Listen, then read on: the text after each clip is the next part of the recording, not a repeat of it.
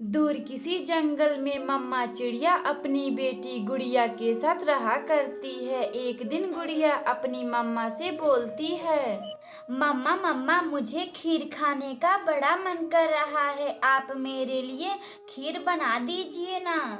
क्या मेरी बेटी गुड़िया को खीर खाने का बड़ा मन कर रहा है, मगर घर में तो दूध ही नहीं है। मम्मा आप मुझे कुछ पैसे दे दे, मैं अभी जाकर दुकान पर से दूध लाती हूँ और आप खीर बना दीजिएगा। फिर मम्मा चिड़िया गुड़िया बेटी को कुछ पैसे दे देती है, जिसे लेकर गुड़िया रामू काका के दुकान से दूध खरीद कर ले आती है। मम्मा ये लीजिए दूध का पैकेट, आप फटाफट मेरे लिए खीर बना दीजिए। मम्मा चिड़िया अपनी बेटी गुड़िया के लिए खूब मीठा डालकर खीर बनाती है, जिसका स्वाद बहुत ही स्वादिष्ट था। मम्मा खीर तो बहुत ही गरम है, इस खीर को हम सुबह खाएंगे। गरम खीर खाने में वह मजा नहीं है जो ठंडी खीर खाने में है। गुड़िया बेटी आपका जब मन करेगा तब आप खीर निकाल कर खा लीजिएगा। मम्मा क्यों नहीं, हम इस खीर को फ्रिज में रख देते हैं, जिसे कल सुबह खाने में बहुत मजा आएगा। गुड़िया बेटी हमारे घर तो फ्रिज भी नहीं है। मम्मा क्यों नहीं, हम इस खीर को गोरी आंटी के फ्रिज में रख देते हैं। गुड़िया बेटी हाँ आप जाइए, गोरी आंटी के फ्रिज में रख दीजिए। गुड़िया फिर अपनी खीर को लेकर गोरी आंटी के घर जाती है। गोरी आंटी मम्मा ने खीर बनाई है, हम इसे सुबह में खाएंगे। ठंडा खीर तो खाने में बहुत ही मजा आता है, आप इसे फ्रिज में रख दीजिए। गुड़िया क्या तुम्हारी मम्मा खीर बनाई है, यह तो बहुत ही स्वादिष्ट होगा। गोरी कवि को खीर देखकर मुंह में पानी आ जाता है और वह अपने फ्रिज में खीर रख देती है। शाम गुजर जाती है। रात को गोरी कवि को रानू चिड़िया का खीर का स्वाद उसके नाक में आ जाता है। गोरी कवि को खीर खाने का बड़ा मन करता है। मैंने तो बचपन में ही खीर खाई थी, क्यों ना मैं थोड़ी सी खीर चखकर देखती हूँ। गोरी कवि फिर खीर चखकर देखती है, जो बहुत ही स्वादिष्ट थे, और गोरी कवि सभी खीरों को खा लेती है। अरे वाह, यह रानू चिड़िया कितना मजेदार खीर बनाती है, इसके हाथों में तो जादू है जादू। गोरी कवि सभी खीरों को खाकर सो जाती है। अगली सुबह गुड़िया अपनी मम्मा से बोलती है, मम्मा खीर ठंडी हो गई होगी, अब मैं जा रही हूँ गोरी आंटी के फ्रिज में से खीर लाने। गुड़िया बेटी हाँ क्यों नहीं, आप जाइए और खीर लेकर आइए, फिर हम उसे बड़े मजे से खाएंगे। गुड़िया चिड़िया फिर गोरी कवि के पास जाती है।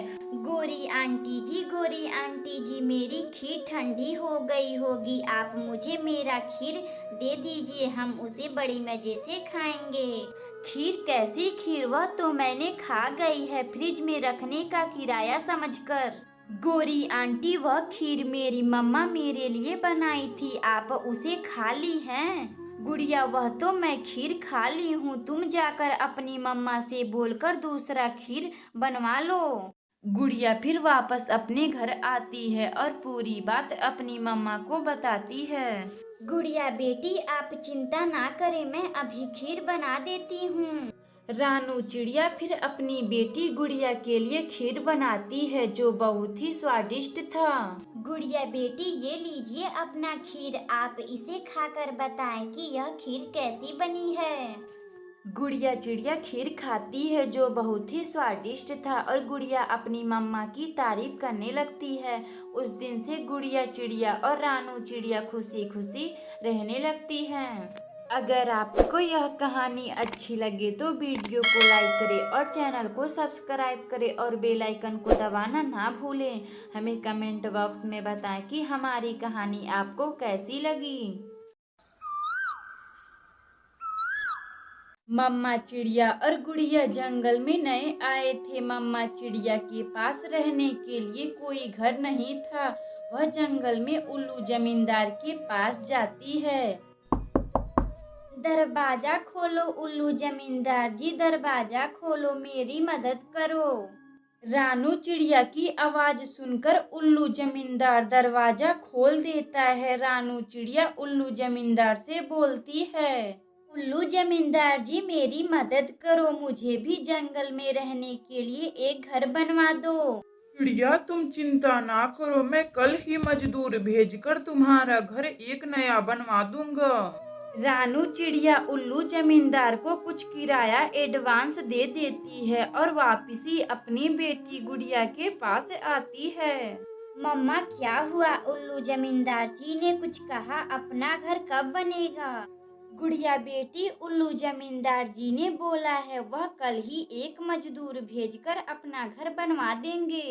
अपनी मम्मा रानू चिड़िया की बात सुनकर गुड़िया खुशी से झूमने लगती है। मम्मा जब अपना घर बन जाएगा तो मेरा भी दाखिला एक बड़े से स्कूल में करवा दीजिएगा, मेरी पढ़ाई भी छूट रही है। गुड़िया बेटी अब आप सो जाएं, काफी रात हो चुकी है, मैं कुछ दिनों बाद आपका एक बड़े से स्कूल में दाखिला करवा दूंगी। गुड़िया अपनी मम्मा का बात सुनकर सो जाती है। अगली सुबह उल्लू जमींदार एक कालू कौवा को मजदूर के तौर पर भेज देता है, जो एक नंबर का चोर कौवा था। रानू चिड़िया मुझे कहाँ घर बनाना है, मेरी मजदूरी काफी महंगी है। कालू भैया आप पैसे की चिंता ना करें, मेरे पास बहुत पैसा है, आप मेरा घर बना दें। फिर कालू कौवा अपनी मेहनत और लगन से एक खूबसूरत सा घर तैयार कर देता है, जिसे देखकर गुड़िया बहुत खुश होती है और रानू चिड़िया कालू कौवा को पैसे दे देती है, जिसे लेकर कालू कौवा अपने घर आता है। कालू जी आप इतने सारे पैसे कहाँ से लाए हैं? इतने पैसे तो मैं जिंदगी में कभी नहीं देखी हूँ।